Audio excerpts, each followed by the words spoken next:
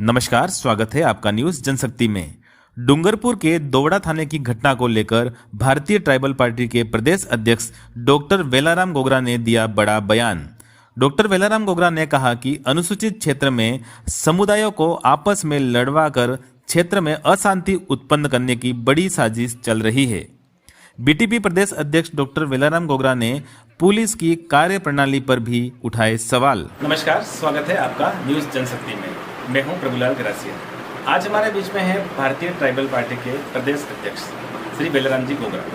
Sir, हम जानकारी चाहेंगे कि जो दोवड़ा थाने में पिछले दिनों में जो दिलीप आहारी नामक एक आदिवासी युवक की जो कस्टडी में मौत हो जाने की जो घटना हुई है, उस घटना को लेकर इस इलाके में काफ़ी विरोध भी हुआ है और जो अभी तक चल रहा है, तो उस जो घटना को लेकर सर आपका क्या पक्ष है? और पिछले दिनों में जो इस ट्राइबल एरिया में इस तरह की घटनाएं काफ़ी बड़ी है, ये प्रिंट मीडिया भी कह रहा है कि उदयपुर संभाग में इस तरह की घटनाएं काफ़ी हुई है और जिसका अपने माननीय न्यायालय ने भी उसका संज्ञान भी लिया है इस बात को। तो इस बात को सर, इस घटना को लेकर आप क्या कहना चाहेंगे सर? तो न्यूज़ जनशक्ति को बहुत बहुत आभार कि आज आपने आकर इस वस्तु स्थिति को जानने की कोशिश की। तो मैं बहुत आभार व्यक्त करता हूं कि आपने इस विषय को जानने की कोशिश की और लोगों तक मैसेज पहुंचाने का सराहनीय प्रयास के लिए धन्यवाद। जिस तरह से आपने जो प्रश्न उठाया है, मैं इसको इस रूप में करना चाह रहा हूं कि मुझे ऐसा लग रहा है कि इस आदिवासी अंचल में घटना घटाने में भी लाभ कमाने की मानसिकता चल रही है और समाधान में भी अपना हित साधने की वर्चस्ववादी लोगों द्वारा कवायद की जाती है। जिस तरह से दोवड़ा प्रकरण का जो मामला अभी मैंने न्यूज़पेपरों, मीडिया सुना, समझा, नेताओं के स्टेटमेंटों को भी सुना, निश्चित ही अगर किसी बच्चे ने, किसी लड़के ने गलती की तो वो कानूनी दायरे में उसकी जांच होनी चाहिए, इसमें कोई दो राय नहीं। लेकिन मुझे ऐसा लगता है कि जो लोग इन्वेस्टिगेशन कर रहे थे, जो लोग उससे पूछताछ करके जानकारी लेना चाहते थे, पुलिस डिपार्टमेंट के उस थाने के लोग, मुझे लगता है कि पूछताछ के वक्त उनकी दिमाग में मानसिकता उस कारण को नहीं ढूंढने की थी, बल्कि उस व्यक्ति के विरुद्ध में लगे, व्यक्ति के विरुद्ध। और वो मुझे ऐसा लग रहा था कि उसको इस तरह से डरा करके, धमका करके, उससे कुछ उगलवा करके फिर अपनी वाहवाही लूटने के दृष्टिकोण से ये काम किया। कानून का दायरा, गलती की तो वो कानून से। और इसको लेकर के कई तरह के मीडिया में स्टेटमेंट हैं, नेताओं का, पार्टियों के, कई समाजों के। लेकिन मुझे तब इस बात का दुख हुआ या इस बात का चिंता करने की जरूरत पड़ गई। कोई एक समुदाय कहता है पुलिस डिपार्टमेंट का सपोर्ट लेकर के, लेना चाहिए, मुझे कोई इतराज नहीं, लेकिन सपोर्ट लेके कहता है कि स्वर्ण और ओबीसी समुदाय के साथ ऐसा हुआ और ओबीसी और स्वर्ण समाज दोनों मिलकर हम मांग करते हैं कि पुलिस वालों के विरुद्ध कार्रवाई नहीं होनी चाहिए। चलो, उनकी जगह सही है, लेकिन मैं आज साफ सुथरा कहना चाहूँ कि इसके पीछे क्या चीज हो सकती है आने वाले टाइम। एक साजिश लगती है मेरे को कि समुदायों को आपस में एक दूसरे को सामने करने की साजिश नजर आ रही है।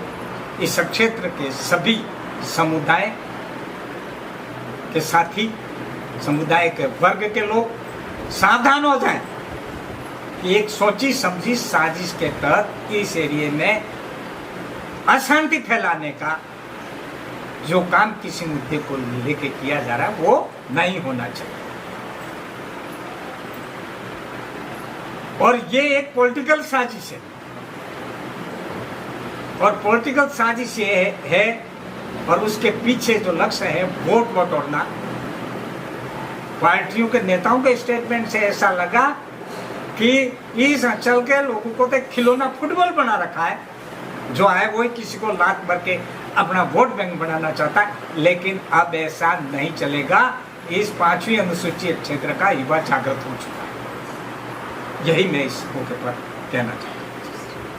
सर, दोबड़ा थाने की घटना को लेकर एक पक्ष है जो दिलीप पहाड़ी को न्याय दिलाने के लिए लड़ रहा है, वहीं दूसरी ओर एक सर्व समाज नाम से एक पक्ष निलंबित पुलिस कर्मियों के पक्ष में खड़ा हो गया है। आप इस घटना को लेकर क्या कहेंगे? अरे वो खड़ा नहीं किया हुआ है, समुदाय खड़ा नहीं हुआ है, वो खड़ा किया गया है जी। वो खड़ा किया गया ताकि समुदाय आमने सामने हो और ये पार्टियां अपना वोट बैंक बटोर सकें। इससे ज्यादा कुछ भी नहीं है। और इस एरिया में अशांत बनाने का एक कृत्य है आने वाले टाइम के लिए।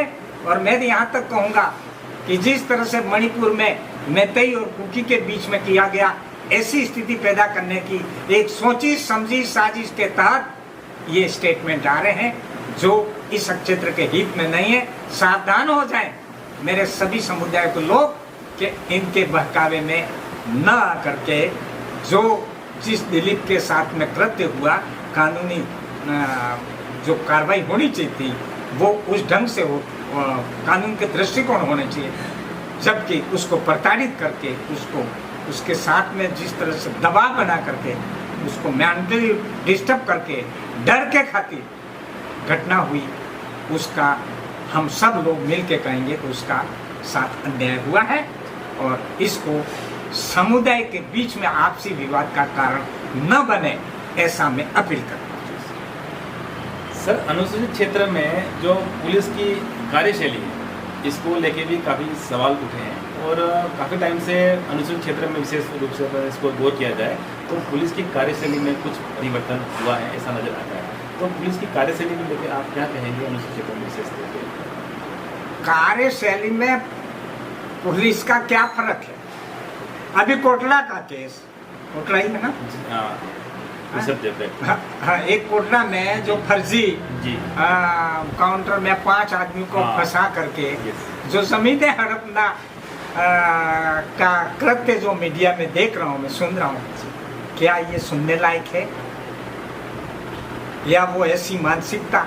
तो कुल मिलाकर के इस ट्राइबल एरिया में मैं देख रहा हूँ कि जितने भी अधिकारी आए, जितने भी लोग आए, राजनीतिक पार्टियों के जो यहाँ के जिलाध्यक्ष प्रदेश अध्यक्ष के हैं, उनकी ताकत का इस्तेमाल करके आदिवासियों की ज़मीनों को हड़पने की साजिश लंबे टाइम से चली जा रही है। कुल मिलाकर के जो पुलिस का जो कर्तव्य है, पुलिस का जो उनकी जो शपथ है, उसके अनुसार तो इस क्षेत्र के आम नागरिक की सुरक्षा, उसकी हिफाजत और अगर गलत दास में है तो उसके लिए मोटिवेशन करके कि ये गलत होता है, उस तरह से जानकारी देने का क्या काम पुलिस कर रही है।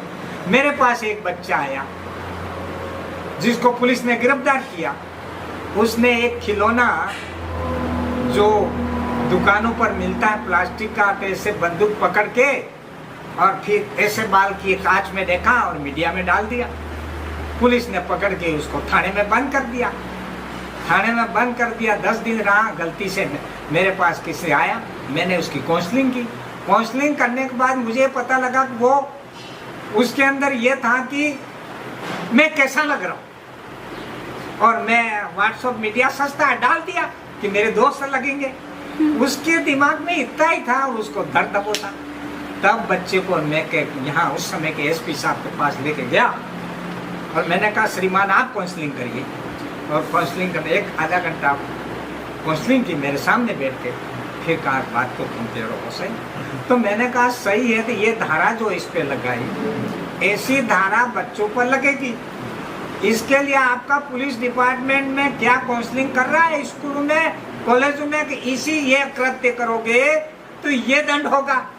क्या पकड़ने का ही काम है पुलिस का या मोटिवेशन करने का काम है? तो मुझे कहना चाहूंगा कि जिस तरह से घटनाक्रम आए दिन आदिवासी क्षेत्र में हो रहे हैं, ऐसी घटनाओं कराने के छुपा हुआ एजेंडा भी है। इसके बावजूद भी पुलिस डिपार्टमेंट को चाहिए कि मोटिवेशन यानी कि जानकारी से लेस करने के लिए भी इसके सेमिनार लगने चाहिए और बुला करके ऐसा करते करोगे तो ऐसा होगा, ऐसा होगा, इस पर संवाद कार्यक्रम करना चाहिए पुलिस डिपार्टमेंट को। मैं तो ये भी सुझाव और राय दूंगा।